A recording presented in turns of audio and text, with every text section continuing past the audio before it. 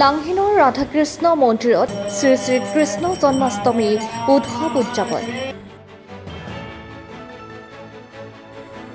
কাৰ্বি আংলং জিলাৰ লাংহিন নগৰত অৱস্থিত ৰাধাকৃষ্ণ মন্দিৰত উলহ মালহেৰে শ্ৰী শ্ৰী কৃষ্ণ জন্মাষ্টমী উৎসৱ উদযাপন কৰা হয়।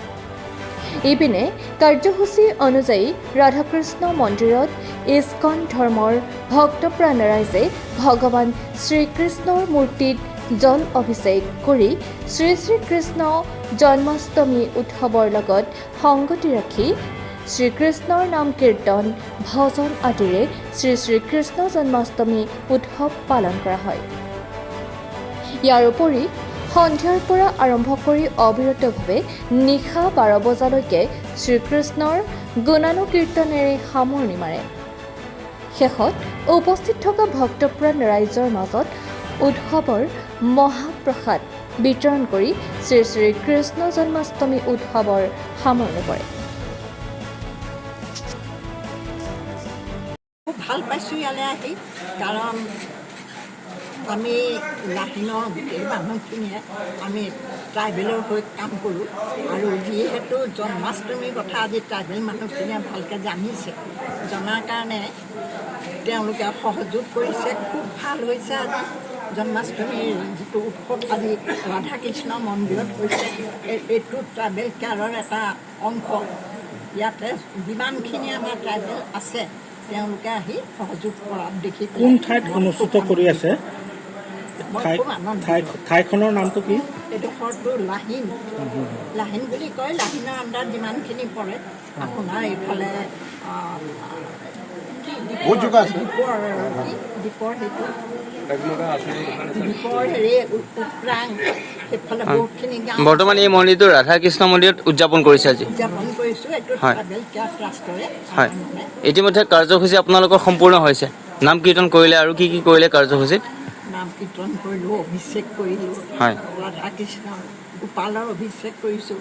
তাৰপিছত কাইলৈ আকৌ নন্দোৎসৱ হ'ব। নন্দোৎসৱ মানে কি, আমাৰ কৃষ্ণ যে আজি জন্ম হ'ল, জন্ম হোৱাৰ কাৰণে কাইলৈ আমাৰ ভক্তবোৰে আনন্দ কৰিব, ফূৰ্তি কৰিব, আনন্দ কৰিব। ৰাইজৰ সহযোগ কেনেকুৱা পাইছে? খুবেই ভাল। আমাৰ ট্ৰাইবেল মানুহখিনি লগতে বাকী যিখিনি আছে তেওঁলোকেও যথেষ্ট সহযোগ কৰিছে। সকলো জনগোষ্ঠীয়ে ওলাই আহিছে কৃষ্ণ জন্মাষ্টমী। জনগোষ্ঠী চব ওলাই আহিছে, আৰু বিশেষকৈ আমি এতিয়া মই কৰি আছোঁ বড়ো মানুহখিনি, বিশেষকৈ বড়ো মানুহৰ মাজত।